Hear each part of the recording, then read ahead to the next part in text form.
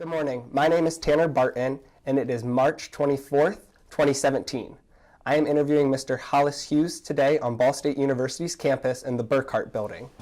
This interview is part of the African American Alumni Oral History Project. Mr. Hughes, thank you for coming to the interview this morning. Can you please tell me when and where you were born? Well, thank you for inviting me. I was born in Tulsa, Oklahoma. 1943, March 14th, 1943. And how long did you live in Tulsa, Oklahoma?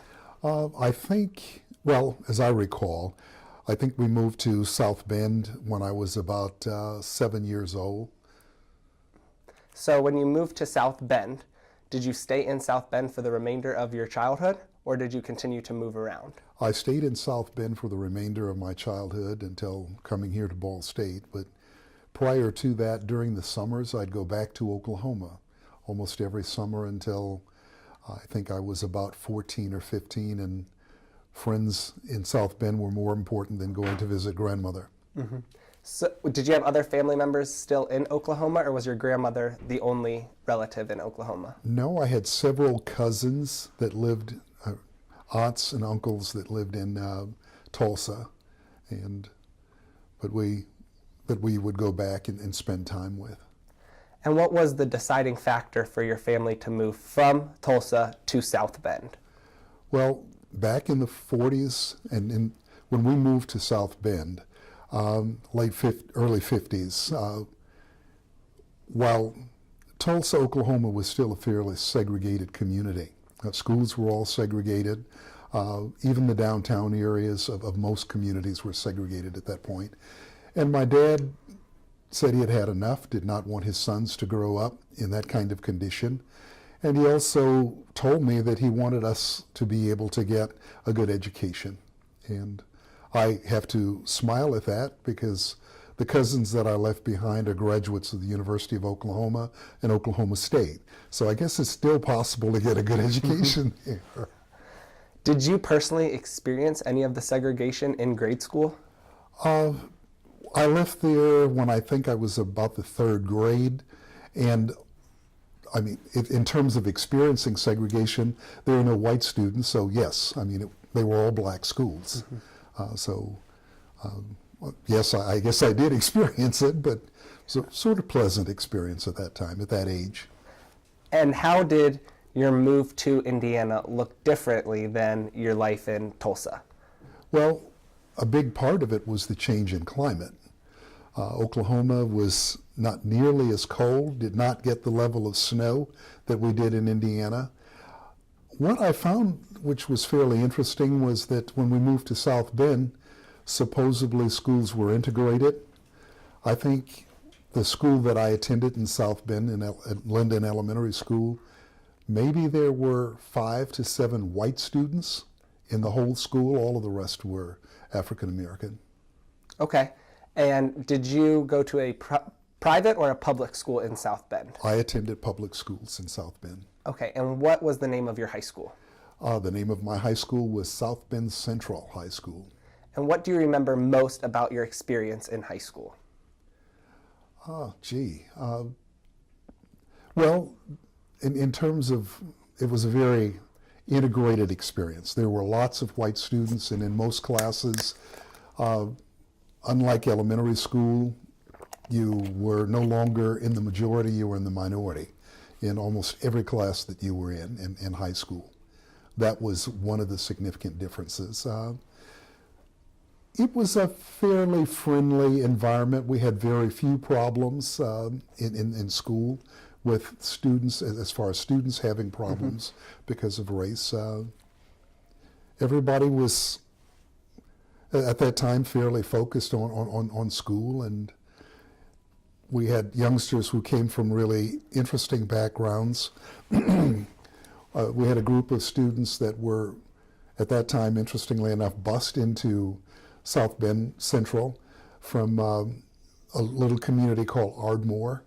They were basically all white, and most of them were, if you can use they were migrants from Tennessee and Kentucky and places like that. So it was a different culture, but still we seemed to get along fairly well.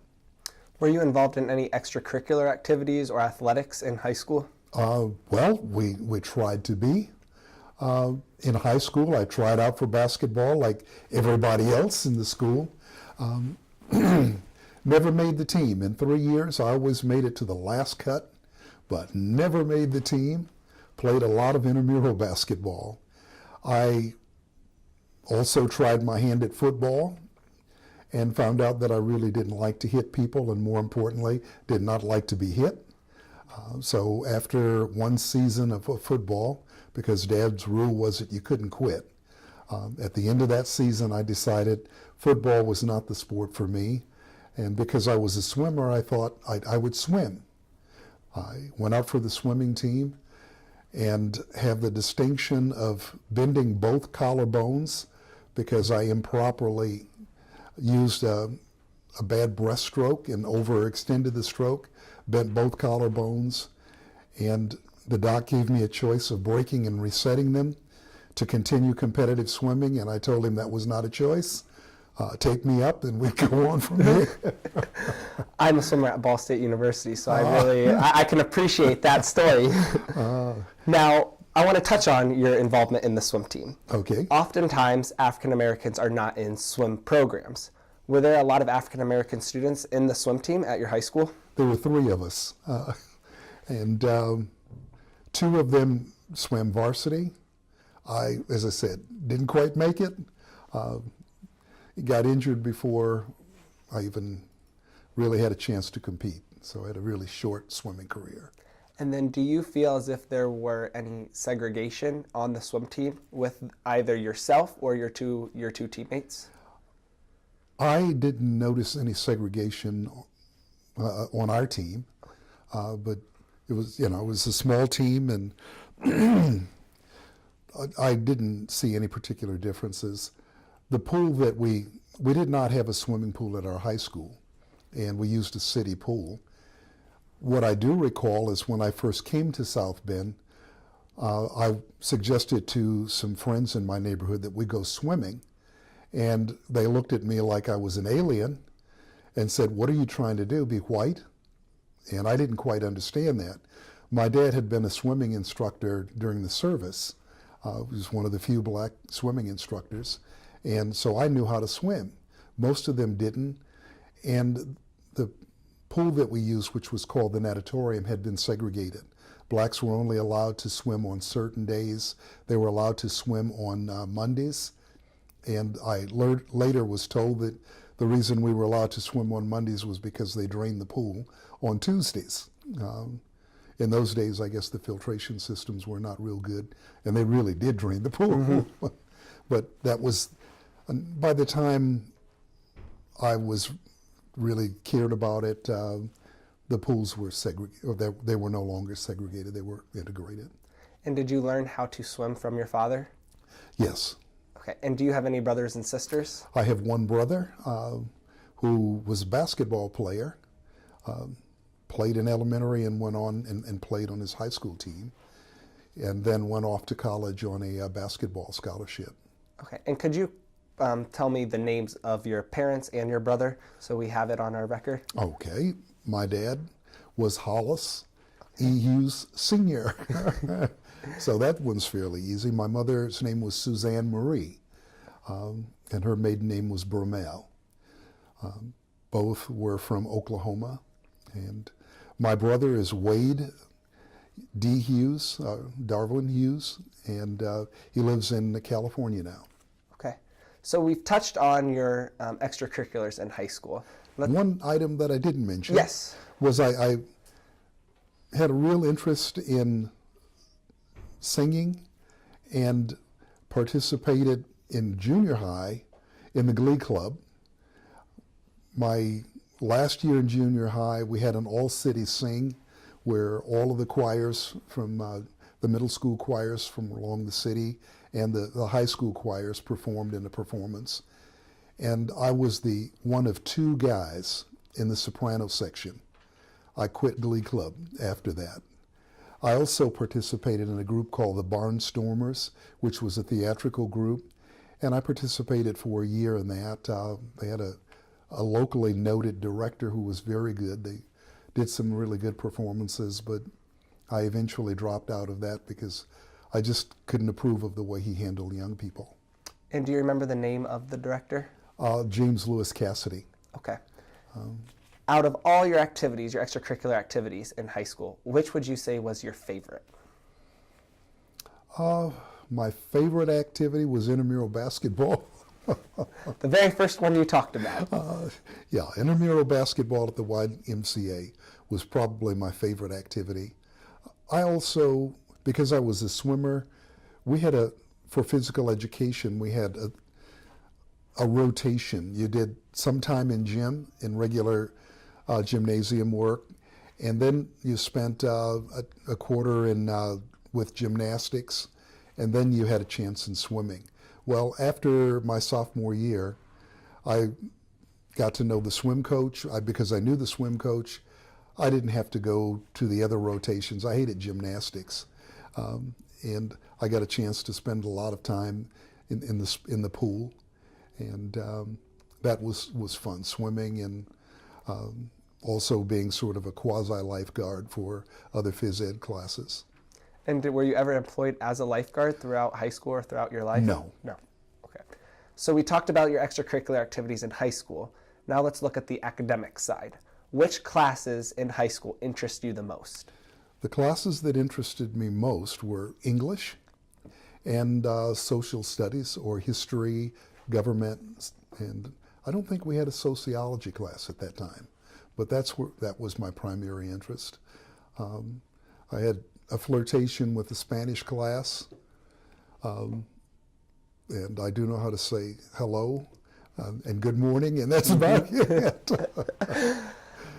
Well, you look at your interest in social studies and history, and then I know that you decided to major in social studies education here at Ball State University. Would you say that your interest in history started in high school, or did it start before the 9th grade? Well, I think it probably started in high school, or at least as I have any recollection of the interest, it probably started in high school. Maybe it was really sort of a double thing with English and with the history. History always seemed to me to be like reading an adventure story. So it was just a combination of the English and the reading that interested me. And was there a certain professor or teacher in high school that really sparked that interest? Well, there were a couple of high school history teachers, Tom Hoyer, who was also the swim coach, and Roy Smith, who was the government teacher. They were interesting people. I did not have a lady by the name of Geraldine Hatt who taught world civilizations, and for some reason, I just couldn't get that into the schedule. So now let's talk about graduating from high school and moving to Muncie, Indiana to attend Ball State University. Which factors led you to come to Muncie and continue your education? Well, I think when I think about it, the most humorous part was when I graduated, I thought I would stay in South Bend and go to Indiana University in South Bend. And my dad told me, no, you're getting out of the house. You're going because that's what I want you to do. And so I started looking around, and it seemed to be a choice of IU, Indiana State, and Ball State were the schools that I knew about. Purdue I always thought was an engineering school, so it just never even crossed my interest. IU seemed just way too big. I dated a young lady my senior year that was attending IU, and I came down to visit her, and I just didn't like the feel of the campus, so I sort of scratched that off of my list. I knew far too many people that were going to Indiana State, and I decided that Ball State was the place for me. I didn't want to be with a lot of other folks that I knew. I wanted to try something different. And Ball State was small enough that I thought I'd feel comfortable here. And I was right. You mentioned that you thought Purdue was an engineering school. Did you know before entering college that you wanted to become, or you wanted to focus on education? When I came out of high school, I think I saw my choices very clearly as being a preacher, teacher, a fireman, a police officer, and I didn't think I was good enough to be a minister. I didn't want to go to school every day, so I didn't particularly want to be a teacher. I did not want to be a policeman or a fireman, and Ball State had an ROTC program. I thought that I really wanted to make a career out of the military. So when I came here, one of the first things that I did was to enroll in Air Force ROTC. We had an Air Force wing at that time, and I thought I wanted to be an Air Force officer and fly. And how long were you a member of the Air Force wing? I was a member of ROTC for 2 quarters. We were on a quarter system. The first quarter, I joined the drill team.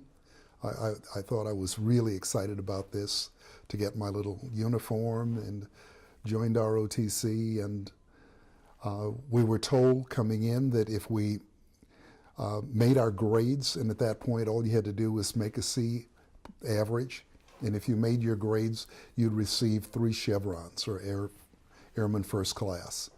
And I really wanted to achieve some rank and get that done as quickly as possible. Grades were posted, and of the new guys coming in, certainly the African American guys, I was the only one that had better than a C average. I got Airman Second Class. I got 2 chevrons. And at that point, I started to think that if we're only playing at being soldier, what happens when I sign up and this is going to be my career? I also lived off campus, and the drill team met in the evenings, and so that meant there was no bus service home, and we couldn't get into the gym until after the basketball teams had finished, so we were fairly late in getting away from campus, and then I had to walk out into Whiteley on those days when we had practice. I found that I didn't like some of the things that happened. If you lived off campus and it started to rain and you didn't think to bring your raincoat, you got wet.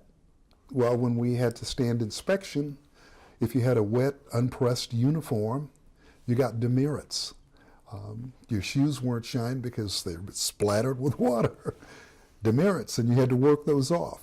I thought, this is kind of silly, especially since cadet officers could go over, talk to the supply sergeant, and get a raincoat.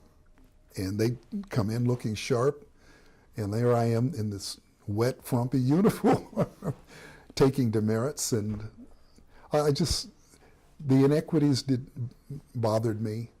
And I found that I just didn't like taking orders without knowing why I was doing them. So it was time for me to move on. They had a basketball team for the wing. I had played intramural basketball here on campus, and I made the wing team. They played in a tournament at that time it was Bunker Hill Air Force Base, and I got a chance to play in that for the wing. And after that quarter was over, I turned in my uniform, and that ended my illustrious Air Force career. You said you lived off campus and you would have to walk in to campus every day and for practices. How long was that walk? Well, the walk going home was probably about 35, 40 minutes to get out into Whiteley, where I lived. You'd take the bus in the morning. I always took the bus into campus in the mornings. So that wasn't that bad because there were a number of students that lived off campus, and we'd sort of collect in the morning, get on the bus. We made a transfer downtown and came out to the campus. But once you left home, you were gone for the entire day. That part wasn't bad. It's sort of unknown. It was the unknown walking back across campus at night that was a problem. Muncie in the early 60s didn't have a great reputation for race relations, so you never knew quite what you would encounter. So that made it a little interesting at night. Were there times you vividly remember being scared or feeling as if you were in danger walking back to your house? Uh, I remember the first few times I just didn't know. After that, you just sort of keep your eyes open and you keep moving. And if the vampires don't get you, you don't have anything to worry about. No, I don't recall ever really being that scared. And then when you walked home, would you always walk home by yourself, or were there other students that you would meet up with before leaving campus? Well, I was the only one on the drill team that had to make that walk, so I went by myself in the evenings. Okay. And why did you decide to live off campus coming in as a freshman? Well, coming in as a freshman, Ball State didn't have the dormitory space that it has now. And while as a freshman, there were no dorm rooms available. Ball State also had an interesting policy. Ball State's dorms were not integrated. If you didn't have an African American partner, and they had a room for 2 African Americans, then they didn't have space that was available. And so when I got here, I was given a list of off-campus housing. It was a fairly extensive list, a lot of apartments at that time close to campus. As I was looking at these multiple sheets of paper and about to leave the housing office, I'm not exactly sure, I don't remember the gentleman's name, but he said to me, "Here, let me have that list back." And he handed me a second list. And he said, "Look, disregard the first list. If you go to any of those, they're close to campus, but you'll probably be insulted. Let me give you another list of housing that's located out in the African American community." And so I took that list and found a couple of places that I thought were fairly close, and I made inquiries there. And what were your first impressions of moving into and living in the Whiteley community? It was like moving in with an aunt. I stayed with a family that had a younger son, and the family that I stayed with they were very receptive folks. She worked at the hospital, he worked for the telephone company, and their son, Gregory, was mildly mentally handicapped and also epileptic. So it was like living with a relative. They were great people, and I'll always be grateful for that first year. It really eased my transition, because it was just like staying with a relative, a distant relative. And how many years did you live in the Whiteley community? I spent my first year in the Whiteley community and then moved on campus my sophomore year. Okay. And did you remain on campus your sophomore, junior, and senior Until I year? graduated. Okay. And that was an enjoyable experience. Had good roommates that I enjoyed. My first year, we stayed in Wagner Hall in a corner room. There were 3 of us in the room, and those were some interesting, fun times. And as a sophomore, after you've made your freshman year, you think you have all the answers. And I certainly had a big head and thought I did. I was doing better than I really thought I would, because I had a neighbor who had attended Ball State and flunked out, and he was kind enough to tell me that he thought I would too.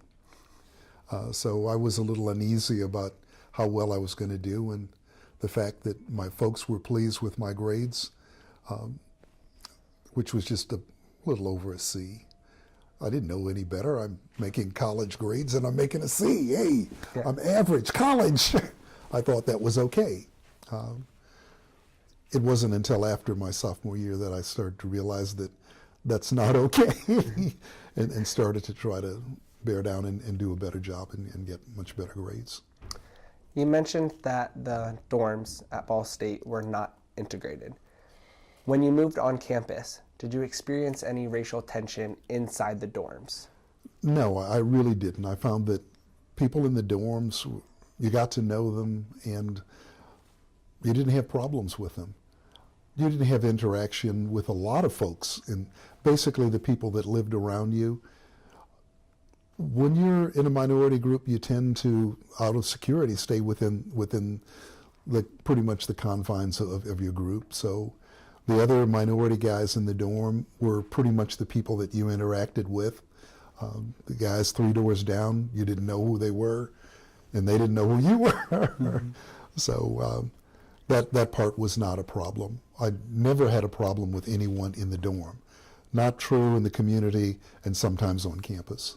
Okay, so you say it wasn't true on the community or in campus. Can you elaborate on that? Well, I can recall being out in the community with some friends of mine. We were coming back to campus and having people drive along, roll their windows down, and use the N-word repeatedly. And on campus, a couple of times having people call you out. But you just sort of kept going. That wasn't uncommon, and so you just sort of tried to ignore that as long as no one made threatening moves toward you. Would you say that there were more remarks made by Ball State students or by people living in Muncie as community members? Well, I would like to assume that they were community members. You had very few problems on campus with people. If you were out in the community, that was a potential place for tension. And when you heard these comments in the community, how did that make you feel? Well, I grew up in a segregated, in the South for all practical purposes.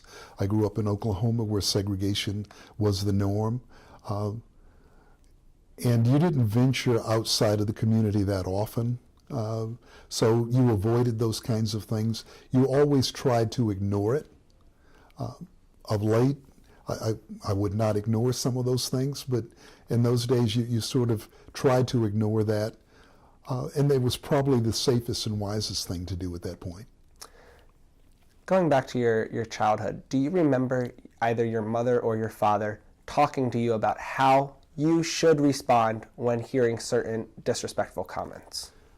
I don't recall them telling me about how I should respond, but I do recall my mother taking my brother and I downtown, to downtown Tulsa for some reason.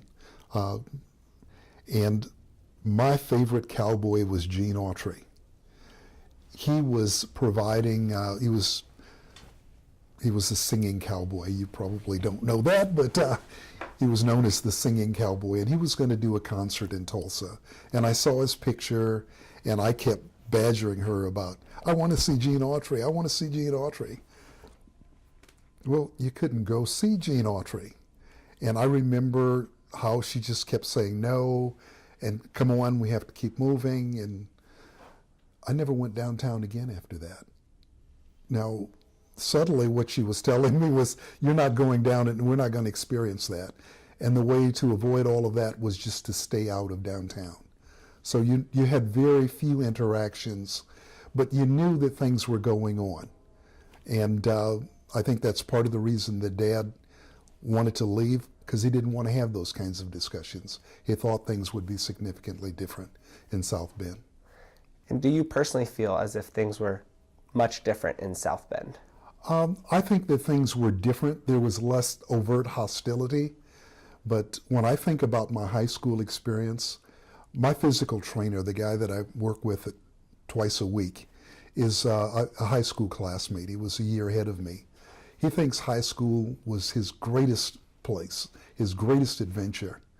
And he talks about what a wonderful environment it was and how accepting and how everybody just loved everybody. I don't remember it that way. I remember very little interaction.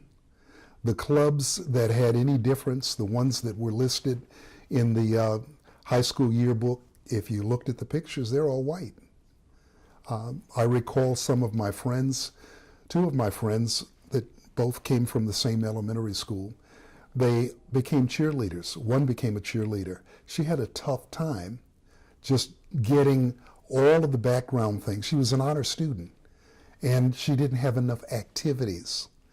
They had difficulty making the National Honor Society because they didn't have enough activities.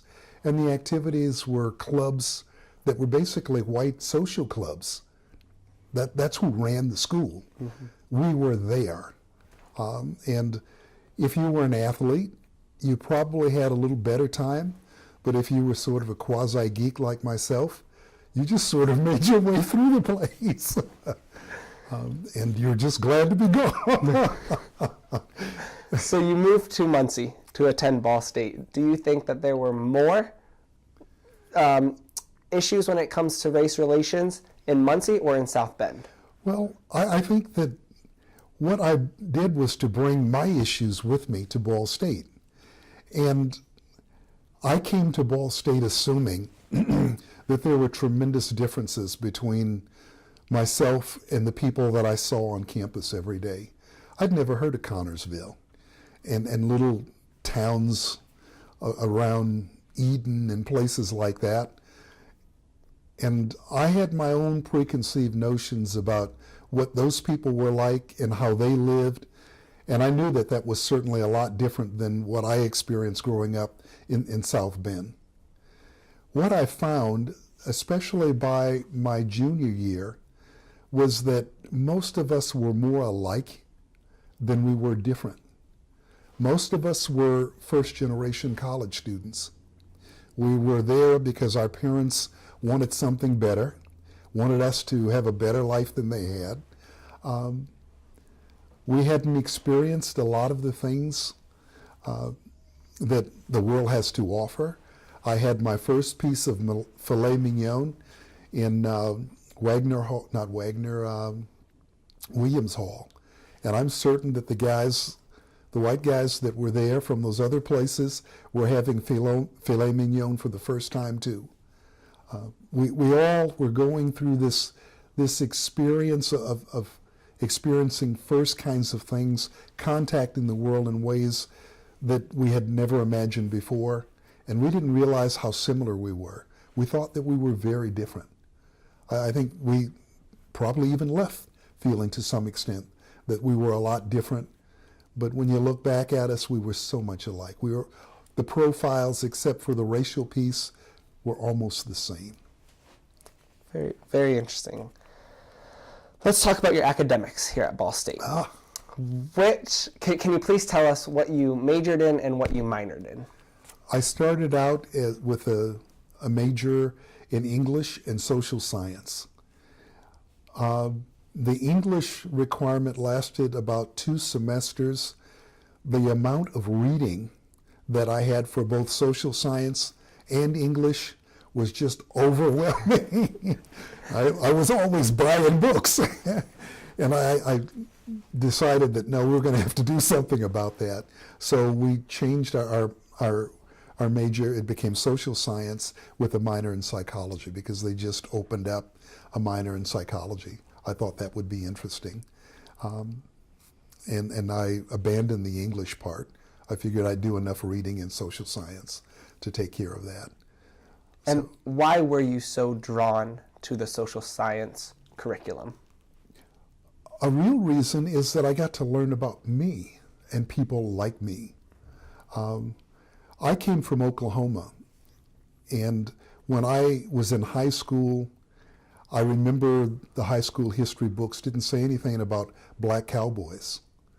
And my dad talked a lot about those kinds of experiences, black cowboys and a West that was entirely different from what was portrayed in the history books.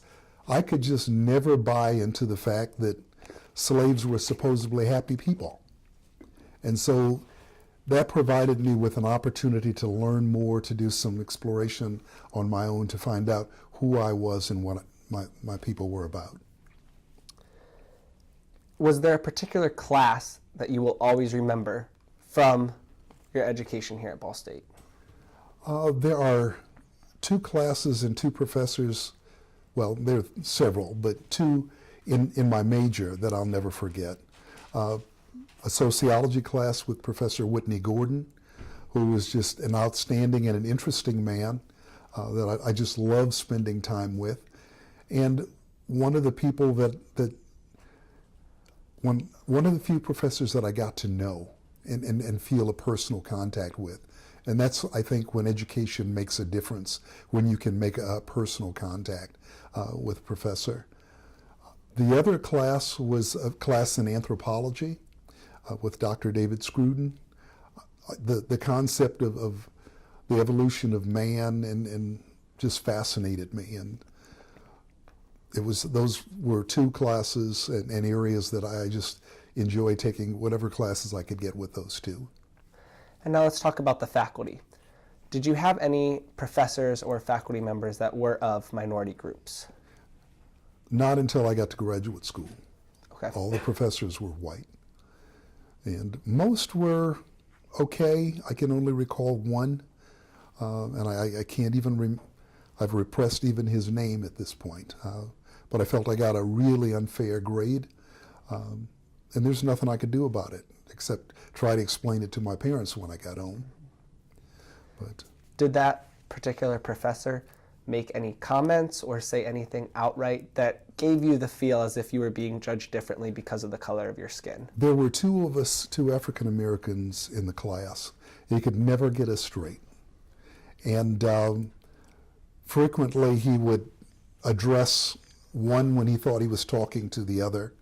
And I don't know what the other gentleman's grades were like, but I felt mine were better than were reflected on the final grade report. So you decided to major and pair it with the minor in sociology. The minor, why did you think that would complement your major specific requirements? Well, I'm not sure at the time I gave any thought to the complementing. Like I said, it was an opportunity to learn something more about me and who I am. The concept of psychology really interested me. It was fairly basic and rudimentary at that point, and other than a class in abnormal psych, which was kind of scary because you start to imagine that you've got every abnormal trait you look at. I'm not sure that I learned a lot from that because it was just very basic research and some basic concepts in psychology at that point. And now you graduated from Ball State in 1965 with your undergrad. I noticed that you then enrolled in 1966 in graduate school here at Ball Yes. State. Why did you decide to stay at Ball State to pursue your master's degree? Well, I came out of Ball State as a teacher, and I needed to obtain a certification, a life license. And in order to do that, in those days, you were required to obtain a master's degree. And that just seemed to be the natural sequence of things. Ball State, I thought the courses, well, let me back up. I came out of Ball State feeling like I got a really good education. When I went into my first teaching experience, there was a high demand for teachers. And there were a number of new teachers in the high school that I went to. It was a brand new high school, and I was working alongside of graduates from Indiana State, Ball State, and other colleges. And what I found was that those of us from Ball State were very well prepared. We were some of the better teachers in the school. I recall a gentleman from Indiana State who couldn't even discipline his class. I remember my class was on the first floor and his was above mine. There were always banging going on upstairs. And one day my student said, "Mr. Hughes, can we stop?" And I wanted to know, why do we need to stop? And they said, well, this teacher above me, his class is going to throw paper out the window at a certain time. And sure enough, there was this rain of debris out the window. He lasted 1 year and he was gone. But I felt like I came out well educated and well prepared to do my work. So why do you think the Ball State teachers were so prepared when entering the workforce? Well, I think at that time, Ball State is a lot different now than it used to be. But when I attended Ball State, we were one of the national premier education schools in the country. And we used to hear, I don't know how true it was, that Columbia University ranked as #1 and Ball State was #2 or 3 in the nation at that time in teacher preparation. So we felt we heard all the myths, we inculcated all of them into our thinking and thought we were hotshots coming out. And I think we were well prepared and we did some exciting things in the classroom. Do you think that your preparation was deeply rooted in the curriculum and in the depth of the subject material, or do you think that it was more related to the relationships you formed with the professors at Ball State? Well, I think the relationships that I formed with professors enhanced my inculcation of the curriculum. And so, but the curricula was always based, everything that you learned was based on the curricula. And so you came out with a good, strong knowledge base. There was less emphasis on teaching technique. You did spend some time on that, but it was all about learning the subject matter and knowing and making sure you were prepared to do that. I do recall one interesting class with the head of the history department. It was I think some kind of a methods class, and you had to get up in front of the class and write on the board and do some things. And the professor, Dr. Farrell, asked me to stick around after class. And so I stuck around after class, and he said to me, "Mr. Hughes, go up and write your name on the board again, as you did earlier." And I went in, and my name is Hollis Hughes. There are a lot of slashing motions. So this really slashy printing on the board. And he says, "Mr. Hughes, that's sloppy." I spent the next 35 minutes writing my name on the board so that, to his satisfaction, to get it legible, with the understanding that if kids couldn't read it and it looked messy, that was their impression of you. So I'll never forget how humiliating it was to have to stay after class and write my name on the board. But there was a point to it, and I understood it. And do you think he asked you to stay after and rewrite your name because he really wanted you to be successful and he felt as if your signature was illegible? Yes, I really believe that he wanted me to be successful. And during the time that I got to know him, I got a good, interesting warning from him. I was training to be a high school teacher. And as I said, as we were coming out in '65, there was a real rush. There was a growth spurt in the population, and they needed high school teachers. And everybody was looking to hire some African American teachers. And he pulled me aside and he said, "You're going to be teaching in a high school. Let me tell you that you need to be careful. You need to watch your behavior." And he gave me a very frank and honest discussion about how I needed to conduct myself as a teacher and to always be professional. I knew a couple of other guys that got bounced. In fact, when I was doing my student teaching, one of the guy that was my critic teacher got fired because he got involved with the student. But I'll never forget Dr. Farrell's warnings to stay away from the students. Where did you complete your student teaching? I completed my student teaching in South Bend at Washington High School in a very interesting kind of environment. About 2 weeks after we had arrived, the teachers went on strike, and all of the student teachers were confined to the gym with the students because we couldn't go in as supposedly scab laborers to take over classes, so we had to sit in the gymnasium with the students. Do you remember why the teachers went on strike? Wages and working conditions. And at your student teaching experience, do you feel as if it was a positive experience that really helped you to better put the material you learned at Ball State into practice? It was a positive experience, but it was an interesting experience, and I ended up with 2 supervising teachers. There was a lot of turmoil. I remember, I'll never forget coming in to school and stopping in the principal's office, as you always did, to pick up attendance things and so forth, and being told that I needed to go in and meet with the principal. And then not being allowed to take my class that day, but nobody would tell me what was going on. A couple of days later, I found out and eventually was assigned a new person. I think the experience of being in front of the class was good. In both cases, I had people that insisted that you do thorough planning and that checked those plans to make sure that they made sense. You weren't just allowed to go in there unprepared and wing it. So those experiences were good. And would you say there were a lot of African American students that you taught in your student teaching? You don't get to, well, I didn't get to select my classes. There were African American students.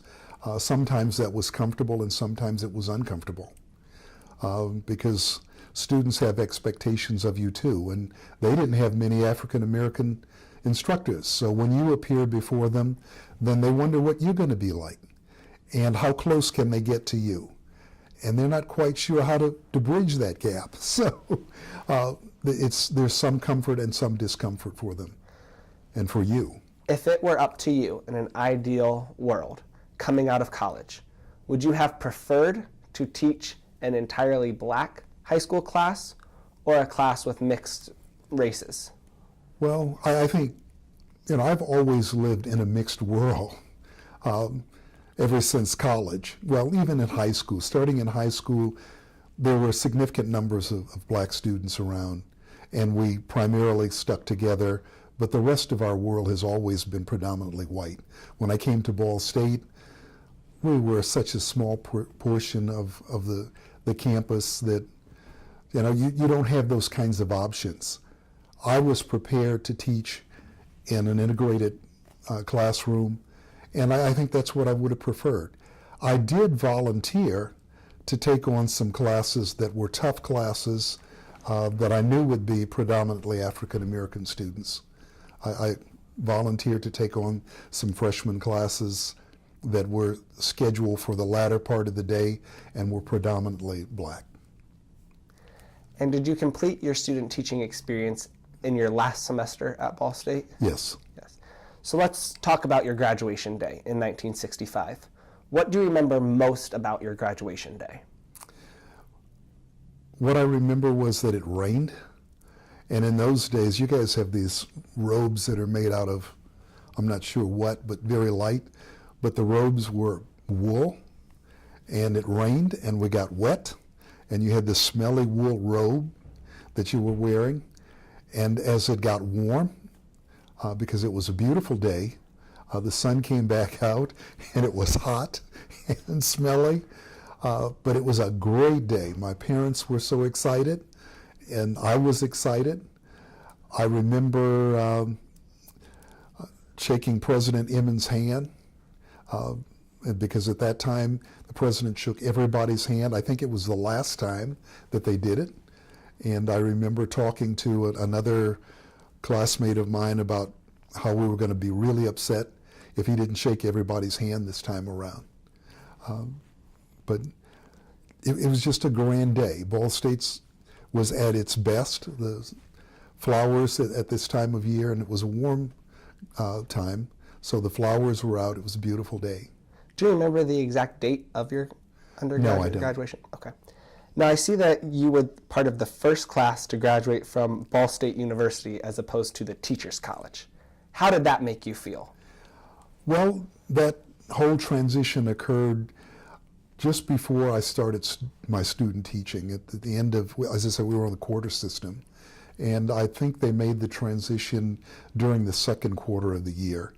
So it felt good to be, well, in name. And that's what it was. Basically, we were a university in name. We were still a teachers' college. The emphasis was, that was the largest college on campus. That's where the real emphasis was. We were beginning to develop a sizable business school. I don't think architecture, yeah, we had a college of architecture at that time, but that was a very small school. So it felt good to graduate from Ball State University as opposed to Ball State Teachers College. And anytime you can be the first at something, that always feels good. So again, you decided to come back to Ball State for graduate school. Did you consider other universities at that time, or did you know that Ball State University was going to be where you continued your education? Well, I knew that I would come back to Ball State for my master's. I was beginning to formulate a desire to want to pursue a PhD, but I figured I'd start at Ball State and then go from there. What did you do in the summer between graduation in starting grad school? Wow. I worked construction. Okay. During the summers, I would come home, and I had developed some friendships at the laborers union, and I worked. And I worked to earn some money so I could buy my first car, because I'd never owned a car. And I had an income now from teaching, and I worked that summer and acquired a few extra dollars so that I could buy my first car. And do you remember what your car was? It was a black and gold Pontiac Catalina convertible with Verbasonic speakers. And did you bring that back to Muncie after? Oh, yes. And where would you park it on campus? Well, I came back for that whole experience at homecoming was a really different and shocking kind of experience. No, I just parked wherever I wouldn't get a ticket. Knew I didn't want to get tickets, but there wasn't any particular place I'd park it, but it was my car, and like I said, my first car. So that was exciting, but coming back for homecoming was a different experience. As a junior and a senior, you begin to feel like you are the campus. You know everybody, you're a big part of it. I was surprised that after being gone for just a few months, there were people that I knew, but that college life was different now. There were different players, and while people were glad to see you, they had other things and other interests, and you sort of felt minimized. And I didn't come back for a few years after that. So let's talk about your involvement here at Ball State. I know that you joined a fraternity. Which fraternity did you join? I pledged Alpha Phi Alpha fraternity, which did not exist on Ball State's campus. Okay. When I mentioned earlier that there were so few minorities at Ball State, I was sort of told that there was only room for one fraternity and one sorority. Kappa Alpha Psi was already in existence as a fraternity, and Delta Sigma Theta was the only sorority that existed on campus.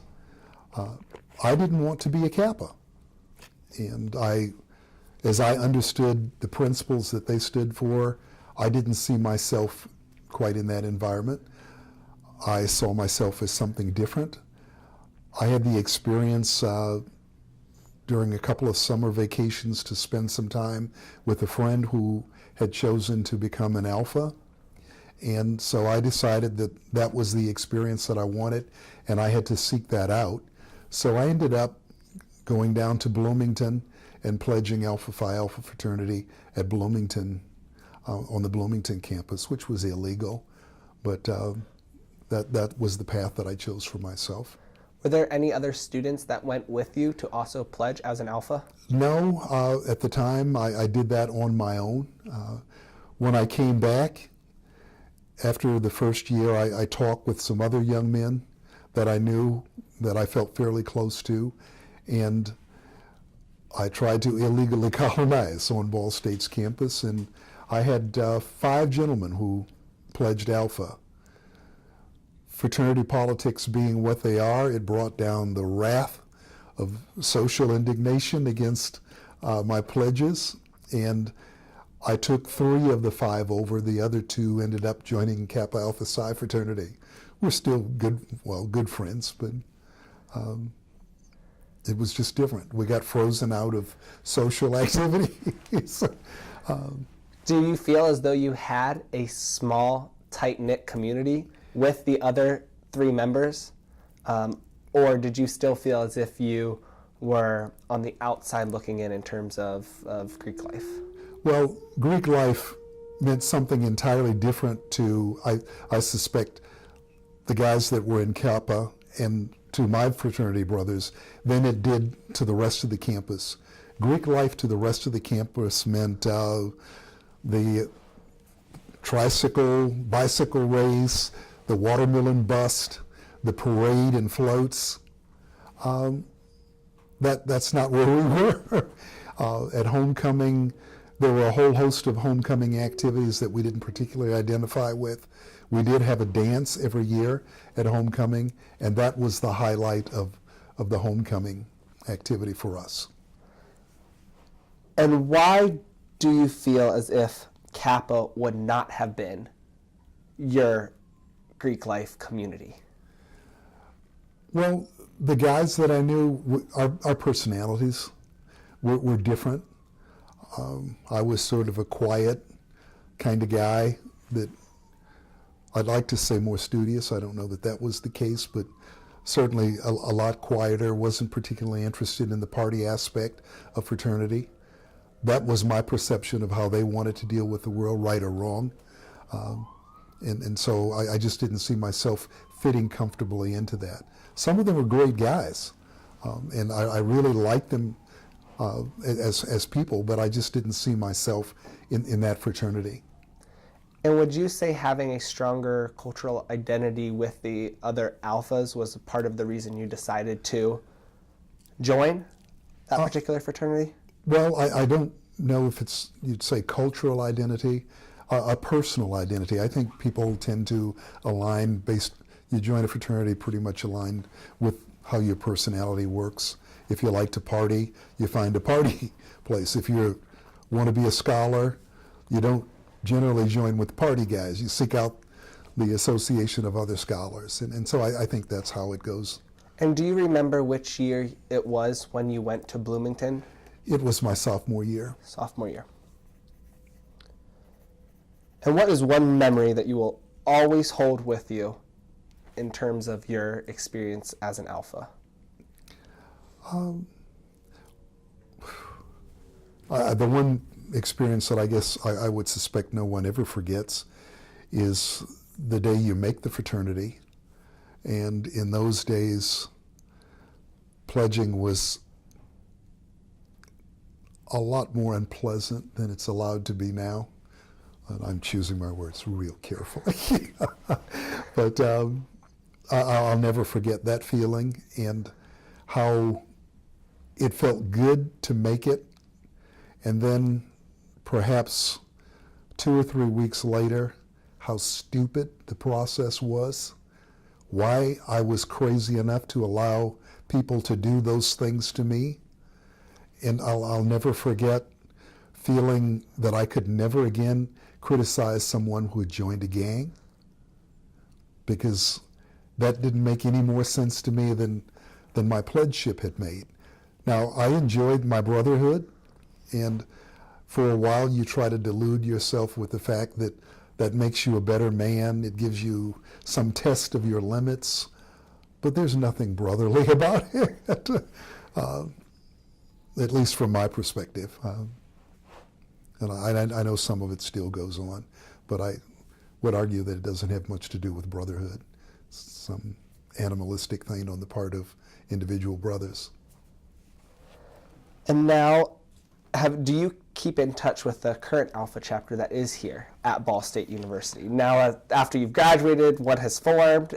No, I do not. You do not. And that bothers me. I've made several attempts to try to connect with them, and part of it's failing on my part. Young people operate at a different timeline. When I'm on campus, I would try to see members of the Brotherhood, but students don't come out until dark. And if I'm down here for a board meeting, when I would come down for board meetings, if I came in the night before, I had a board meeting that started at 8 or 7 or breakfast. And so going to meet with the brothers at 10 or 11 o'clock at night was not part of my agenda. I'm still planning to do that now that I'm off the board because I want to provide some encouragement toward some of the principles of the fraternity that I think I'd like to see enhanced more. And you bring up your service on the Board of Trustees. I noticed that you were on the board for 27 years, correct? 28. 28 years, okay. Can you explain the process of how you were asked to join the board and how that process made you feel as an individual? Well, the process for the selection of board members as I was selected has changed. At the time, the Alumni even today, the Alumni Association gets to nominate to the governor 2 trustees to be appointed to the Board of Trustees. That process, when I became a member, was the Alumni Association's director and probably the executive committee of the Alumni Association taking a look at the alumni membership and selecting an individual that they thought could perform the responsibilities reasonably and making that recommendation. I had been a member of the Alumni Association for probably 12 to 13 years and had worked through a variety of chairs in the Alumni Association.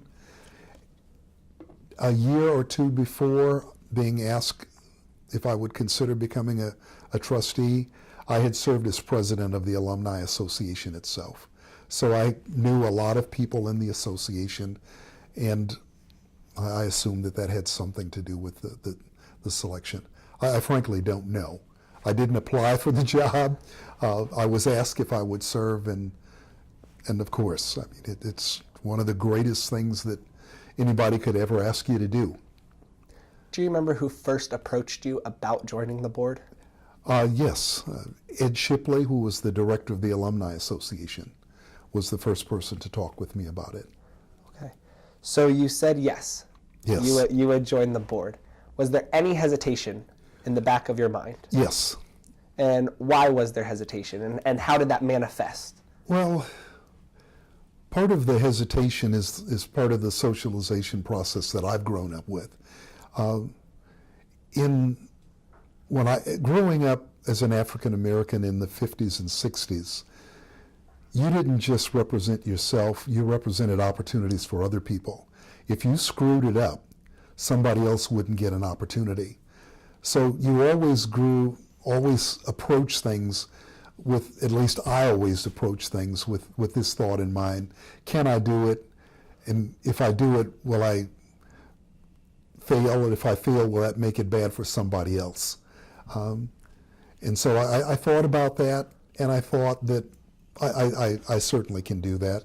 I had already served as president of the school board in my community. I was president when we desegregated our school system. I'd served as president of a number of organizations in my community. So I felt like that part of it I could do. Do I want to do it? Yeah, I thought I did. And so I thought I could do it and be successful at it. And you're married, correct? Yes. And your wife's name is? Lavera. Lavera. Did Lavera have any hesitation when you told her that you would be joining the Board of Trustees? No, I don't think she had any at all. Okay. Has she always been supportive in your professional endeavors? She was super supportive. Unfortunately, Lavera passed on December 1st of last year. Sorry. Yeah, thank you. But she's always been rock solid. And she was such a feisty person, probably more of a fighter than I would be. I tend to sort of be low-key, but she'd be right there pushing. Sometimes I'd have to say, okay, slow down. And when did you meet Lavera for the first time? I met my wife on a blind date in South Bend right after graduating, a year after graduating from Ball State. We were introduced by a former girlfriend of mine who we used to kid, Lavera and I would kid that she didn't think that we'd get along with one another because my wife is from the East Coast, from Western New York. And I'm the settled Midwestern type. And she's really a very feisty lady. And so we wondered if she thought the two of us would mix. Well, why would I want to be with somebody just like me? So it worked perfect. And why did Lavera find herself in South Bend if she was from the East Coast? Well, she was from the East Coast. She went to school in Louisiana at Southern University. She came out in January, also with a teaching degree in elementary education. She had dated a guy from South Bend who was in the service, and he wrote her a letter After they were no longer dating, she was at Southern University, and he wrote her a letter saying, "You must be at Southern because of some guy." And that was one part of it. When she got to South Bend, as I said, African American teachers were in tremendous demand. She already had a teaching job with the Ann Arbor School District, but that job didn't start until the fall. And she was anxious. She had finished her requirements, did not want to spend any more time in Louisiana, so she took a 6-month teaching contract with the South Bend School Corporation. And so she came to South Bend to teach for 6 months before going on to Ann Arbor. But she also wrote him a letter saying, "I'm in South Bend and there's nobody here," until we met. True.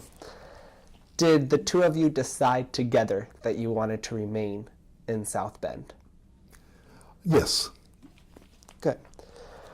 Okay, so going back to your involvement on the board, I noticed that you have seen the change of leadership for Ball State University by seeing 6 different presidents come and go, starting with John E. Worthen.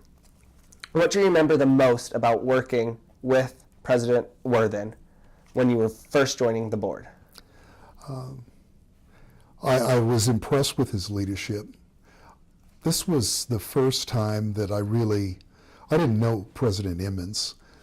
He was the president. You'd see him walking across campus. He was always friendly, but I didn't know him. John Worthen was the first time that I had a chance to spend some time with the university president. I had already had considerable experience in terms of corporate structures, and I didn't know if the university was going to work quite like that. It was finding the right role and what was the relationship of a trustee to the leadership of the president was an interesting piece. And John was a good, strong leader. What I liked about John was that there were no surprises with John. He came in and he would tell you where he was going, and if you had difficulties with some of that, he made an assessment whether or not it was worth fighting over or moving on. And if it was something really educationally important, then John would give us a lot of information and help us get to the same point where we needed to be. If it wasn't worth hassling about, he moved on to something else.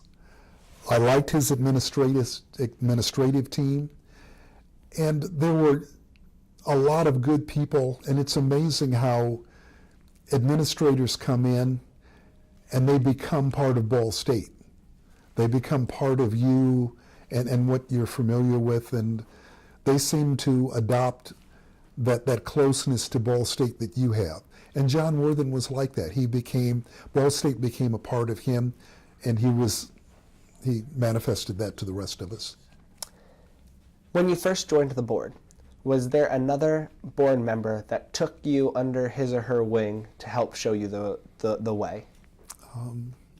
Well, there was a gentleman by the name of Tom DeWeese who had also served as a Alumni Council president. We were the 2 representatives from the Alumni Council, and because we both had that similar experience and background, I guess I sort of gravitated to him, and we've became really good and fast friends. And Tom served 24 years on the board. 24, 26. I think he may have served a split term, but we became 2 of the longest serving trustees. And for our records, can you say when you joined the board and when you retired from the board? I can't remember the exact date of when I came on the board, but my service on the board ended with the appointment of my replacement in January. I think it was January of 2017, when Governor Pence, as one of his last acts, appointed Brian Gallagher as my replacement. Mm-hmm. And let's talk about Mike Pence, the Indiana governor. I see that you were awarded the Sagamore of Wabash in December 2016 from Governor Pence. How did receiving this prestigious award make you feel? It was a total surprise. It was my last board meeting, and my wife had just died previous to that in December, and it was just a total surprise and really very overwhelming. I was sorry that you couldn't be there to experience that with me, but I just wasn't prepared for that. I've received lots of awards in my life, and I thought this is one that I'd never receive, and so I was just overwhelmed. Why do you think you've received this award? It's been 3 months looking back on it and looking back on your entire service. Why do you think that you were deserving of this? Well, I don't know that anyone ever deserves any award that they get. I don't think I did anything spectacular. Serving 28 years can be considered spectacular. I doubt that that was just longevity of service. I'd like to think that I was a part of the decision-making process for a number of good things that happened for Ball State.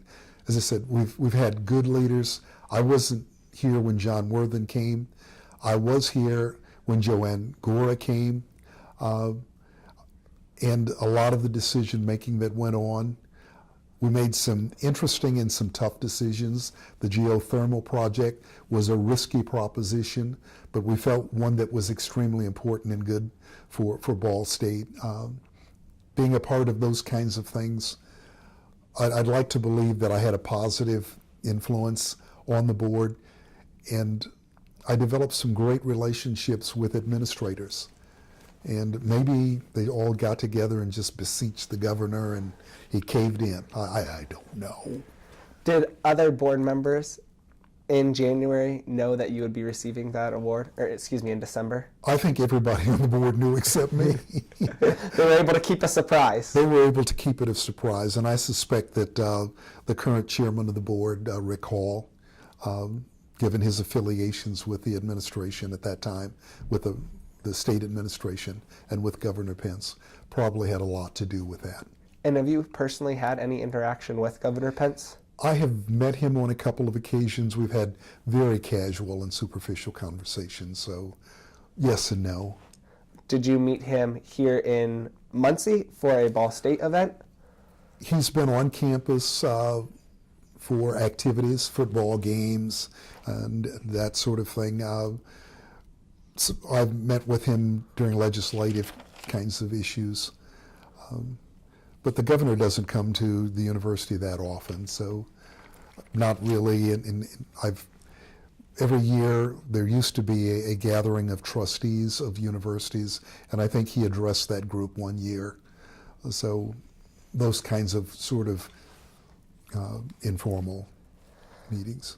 So looking back at the change in leadership on Ball State's campus, there were, you mentioned President Worthen, President Gora, President Ferguson was also here. How did you deal with the changing of presidents as a board member?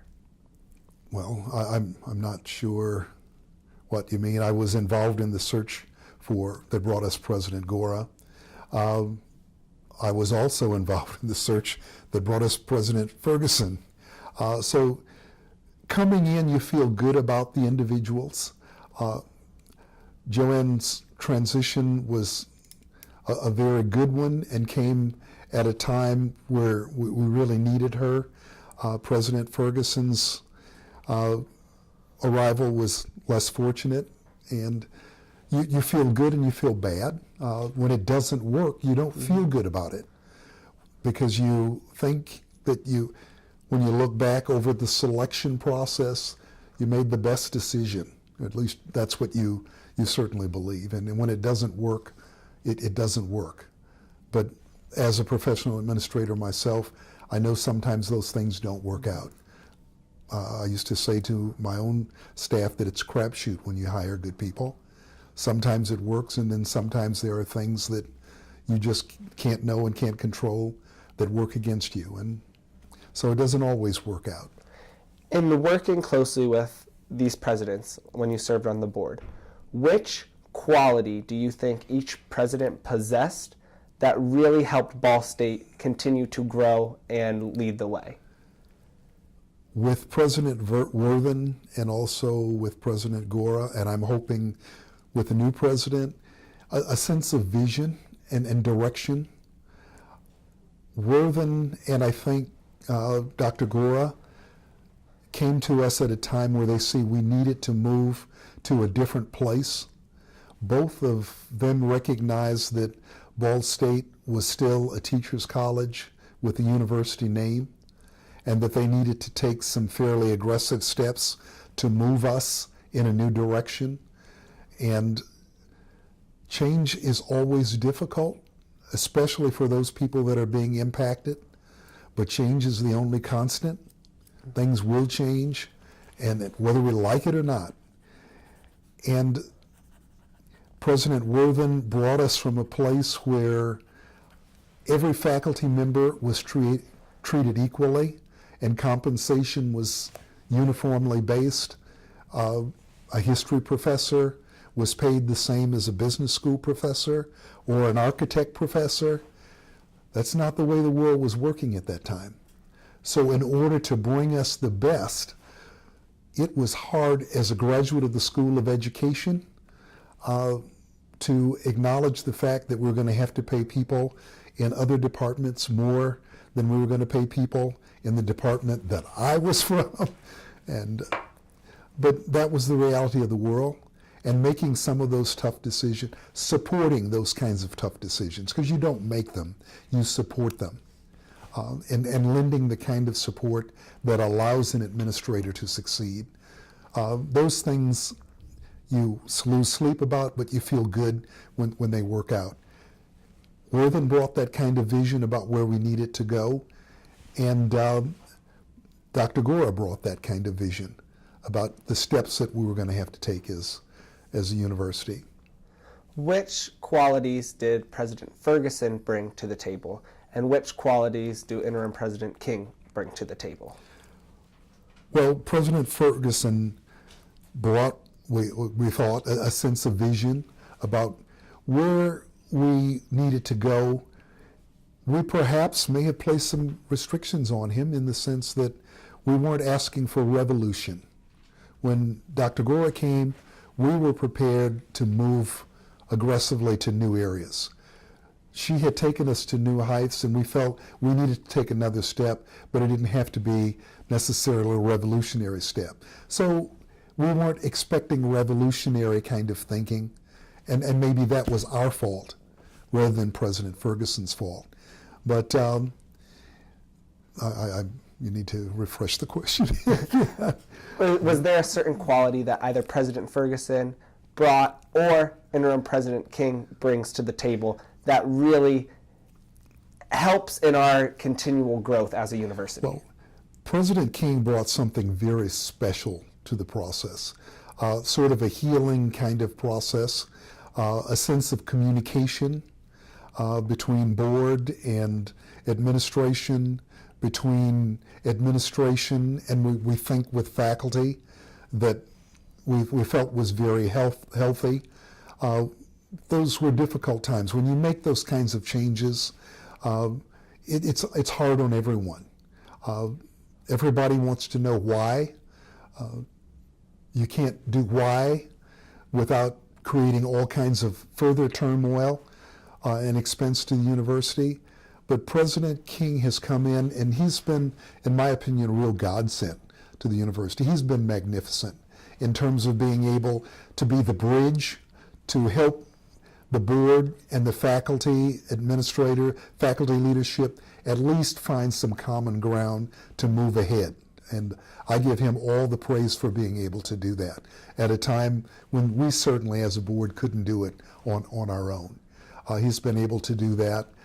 He's been able to work within departments to assess where we need to go and what our shortcomings are.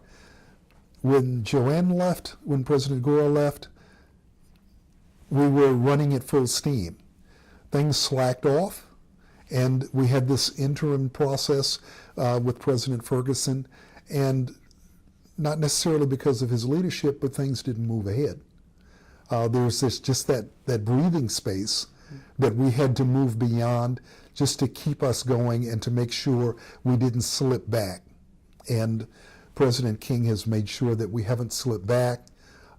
You may perhaps recall what I call the dark period at Ball State, when we just sort of disappeared from everybody's public consciousness. As a board, we were going nuts about that. Well, Terry King has filled that gap. I love to see those Ball State commercials in South Bend. I couldn't stand the darkness. So we're back, we're stable, people know that we're still in existence, that we have stable leadership.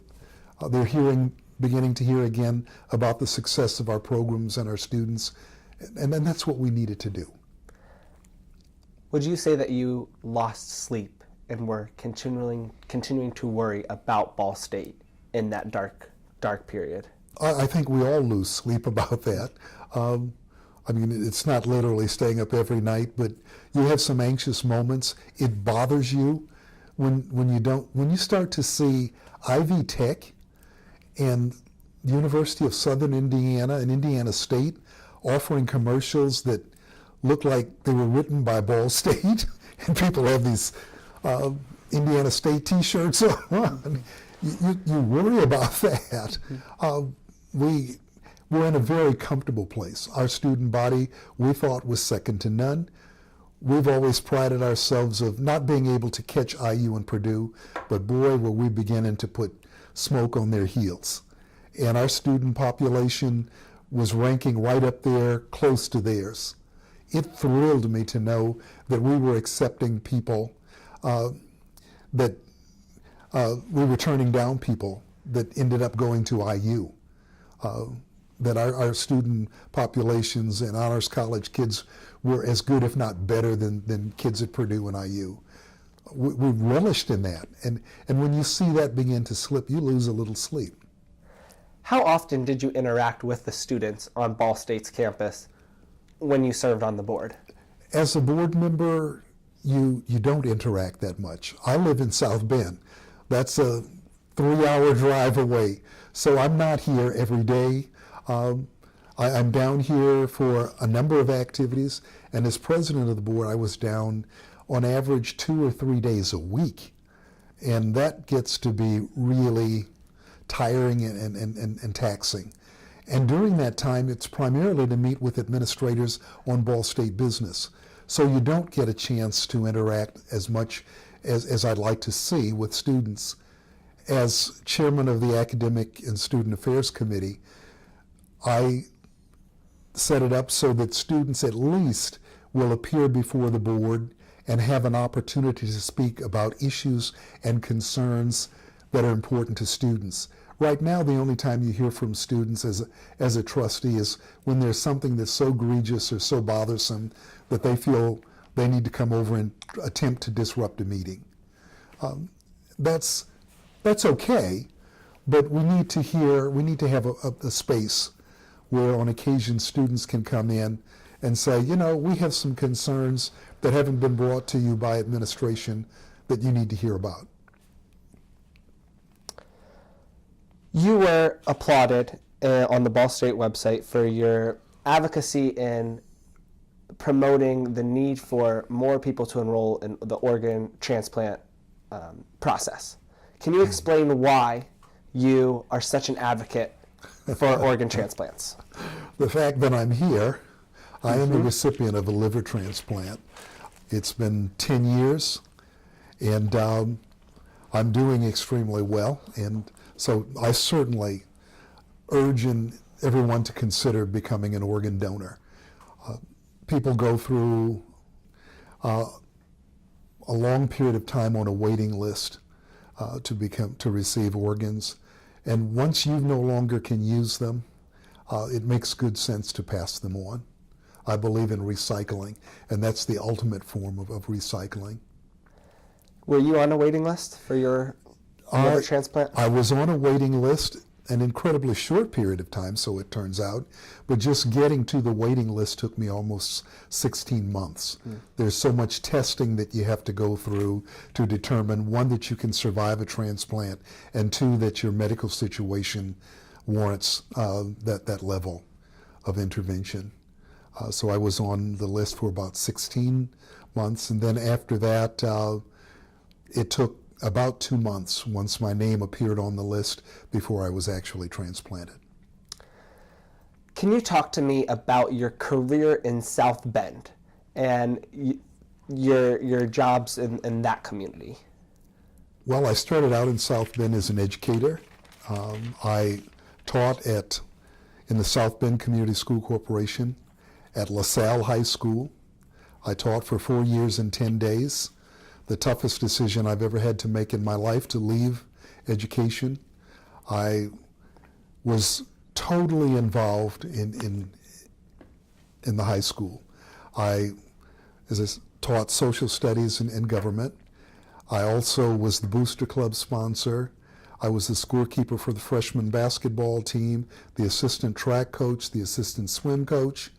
So it was a full life for me, and I truly enjoyed it. I've always said it was the best job I ever had. But I decided to leave that because I thought I wanted to pursue a PhD in sociology. And I took an opportunity to take a job with the city of South Bend in an experiment in participatory democracy, organizing communities through block clubs to interact with local government, to bring citizens to the table, to do planning with neighborhood residents about their destiny and their future. The government provided resources for doing that, and I joined that effort as their assistant director for planning, and especially for education and social services. I made it possible through that program for every 4-year-old that lived in this targeted neighborhood to attend Head Start. We also created programs that took neighborhood people and sent them off to IUSB to train them as teacher aides and ultimately to become educators in the elementary schools in South Bend. We introduced a whole host of other services that were not available generally in South Bend and St. Joseph County through that process. From there, I took a job with a group called the RAND Corporation. They had a contract with the Department of Housing and Urban Development to do a national housing experiment. And the experiment was to determine whether or not people would participate in a housing program that provided direct assistance to renters and homeowners. That's the way it was originally set up. It was the precursor or forerunner to the Section 8 program. And we participated in the experiment. There were 2 experimental sites. South Bend, Indiana was supposed to be the urban community model, and Green Bay, Wisconsin was supposed to be the rural community model. We maintained something called cross-site comparability, where everything that happened in one county happened in the other, and we did that for a period of, we had 5 years of research collection and an additional 5 years of supplement to the community, so that people enrolling in the program would treat it much as you would Social Security, a program that was going to be there forever. Well, after the 10th year of the program, we were in a recession, and I convinced, along with my colleagues from Green Bay, we convinced our legislative representatives to extend that for an additional 5 years. From there, I had become so involved in my community and doing social service work that I became the president and CEO of United Way of St. Joseph County. And I served in that capacity until I retired due to my liver condition. And why have you decided to remain so committed to the South Bend community? Well, I have a sense of identity with that community. I know the people. I found at the time, I've been away from that for a while, but at the time I felt that South Bend was a community committed to making changes. It was trying to aggressively do regional planning. We were attempting to address problems that hadn't been addressed before. With a little less than modesty, felt that I could be a change agent in that process and wanted to be a part of that, of bringing those changes to my community. I believed in volunteering. I served for 16 years on the South Bend Community School Board. As I said, I served as president of that board. I also served on the St. Joseph County Library Board, did a couple of stints there. And so I just believe that we owe something to community, and it's important to try to give back. And I enjoyed working with people that I consider to be miracle workers. There are people out there that are touching lives every day and doing fantastic and exciting things. Now, that's not my particular forte, but if there's anything I can do to make that possible, then I want to be a part of that. You talked about helping to ensure that every child who, when they reach the age of 4, would be admitted into the Head Start program. Why do you feel that is so valuable for children, but also for children in South Bend? Well, I think that it's valuable for children for a whole host of reasons. You'll recall that I said my dad told me his reason for coming to South Bend was because of education. He felt that education was important. I'm not so sure they always pressed it as hard as they should have. They let me get away with too much. But I've always had the perception that education was important. The church that I belong to preached that to all of us as youngsters. Most of the kids that I grew up with and attended my church went off to college. So we all felt that was important. I came back as a teacher and I saw what was going on with young people. I mentioned to you that I took some special classes. These were kids primarily that counselors didn't think would succeed, and had all been kind of grouped together in this class that could have been heck for the guy that was above me. But I volunteered to take these kids because I knew that their future depended on their ability to get some kind of an education. I'll never forget having a discussion with one youngster who asked me, "Mr. Hughes, why do I have to learn this stuff? You know, what is this going to do for me?" And my response to him is, well, look at it from a really practical way. What do you like to eat? And I said, given a choice of having beans for dinner or steak, what do you want? Well, steak. Well, how are you going to get the steak? You got to have that education. If you don't have the education, then get to enjoy beans, because that's what you're going to eat. And it's just that simple. I think the greatest tragedy is when kids aren't able to learn to read. That's the key to it all. And I can recall one youngster saying to me one day as I went to speak to a group of students, "I'm not important, I'm not worth anything." I almost cried all the way to that class. And education is just vitally important. It's the key to success. People don't realize that. That's why I fight for it. That's why I have real serious question marks about charter schools, because sometimes they don't live up to what they claim. They offer, you can get the same kind of nonsense in a public school. Why not make public schools better? Thank you for talking about the education. I know that it's vitally important to you and to the community as a whole. You also said that the education was rooted in your religious upbringing. When you went to church, they continued to discuss the importance of an education. Which church did you attend in South Bend? I've always attended Olivet African Methodist Episcopal Church. It is the oldest African American Methodist church in the country. We came into existence in Philadelphia. At first, we were all Methodist Episcopals, and we walked out of the Methodist church because we could not go down to the altar and pray. Our members, the founder of our church, was on his knees in prayer and was asked to move from the altar. And they walked out and created their own church. We have the distinction of being the oldest church to have owned land in the United States since the founding of our church. Now I want to talk about something that very special that happened on March 15th, 2007. And this was when you received a key to the city of South Bend from Mayor Steve Licky. How did that make you feel, knowing that the mayor entrusted you with having a key to your city, to the city that you called home? Well, I think the key that I received from Mayor Licky was my second or third key.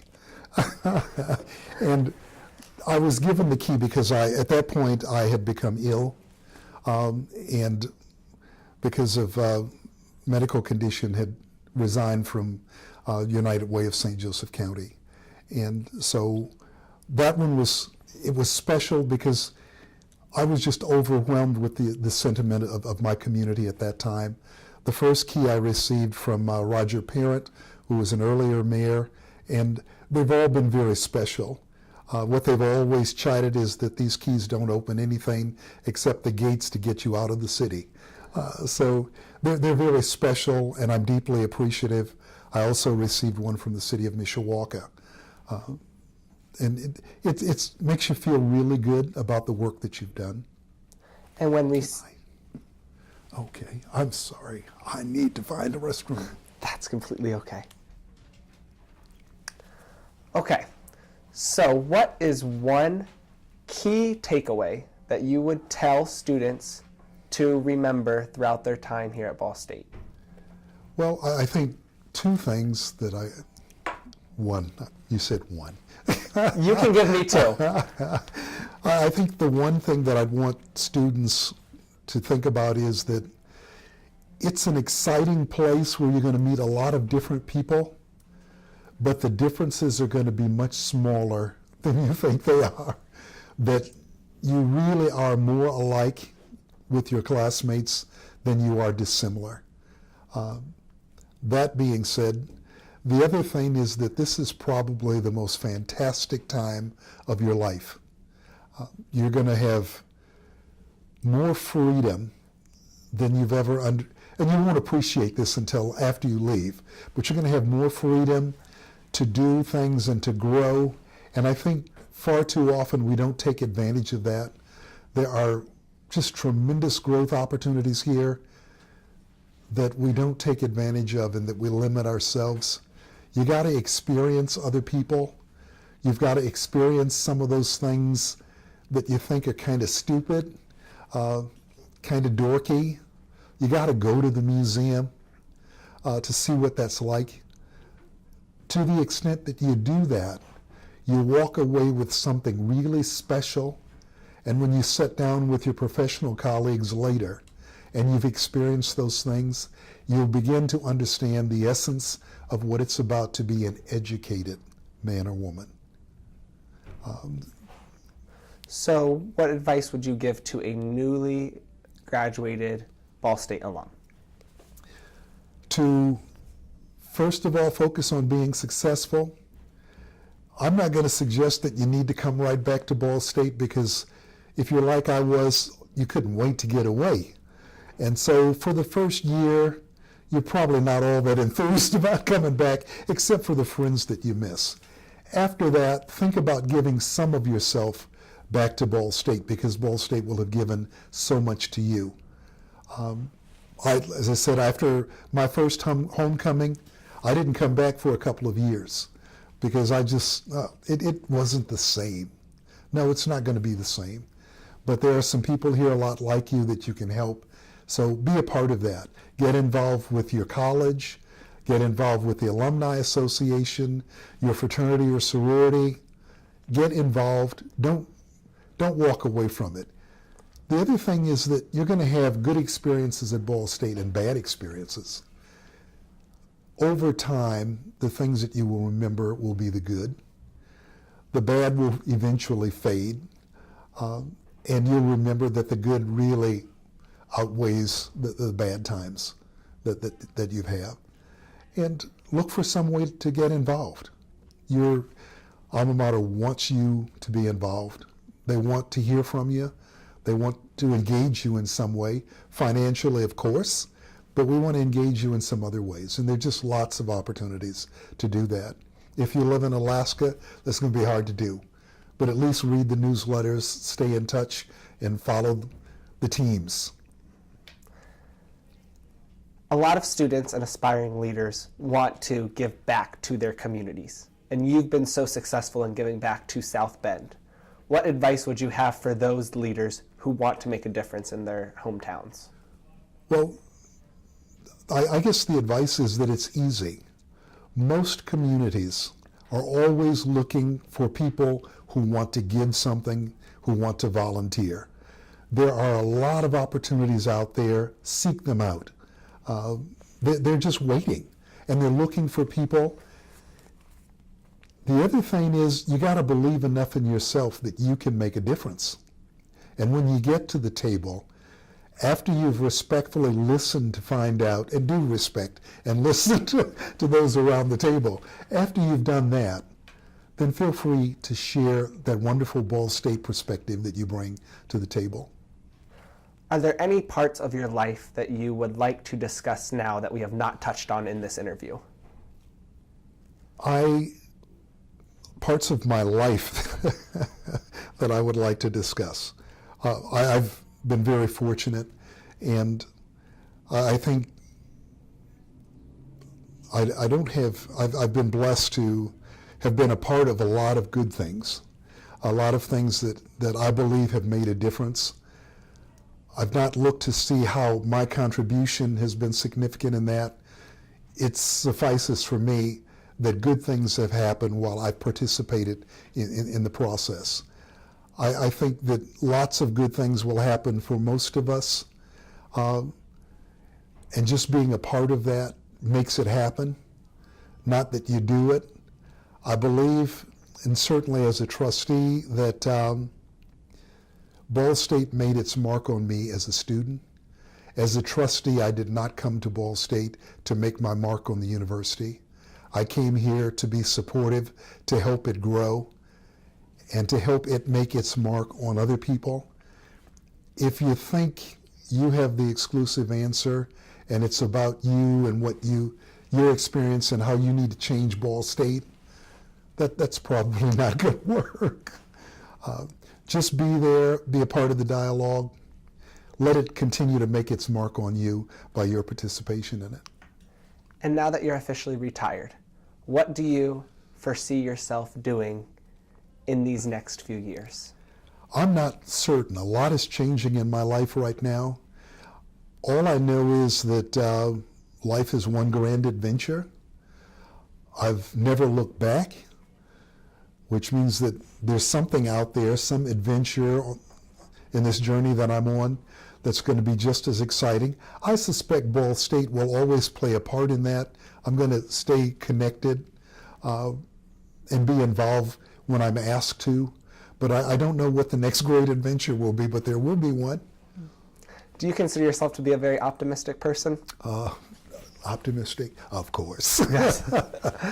Of course. Good. Well, Mr. Hughes, I can't thank you enough for coming to interview with us and to be a part of our African American Alumni Oral History Project.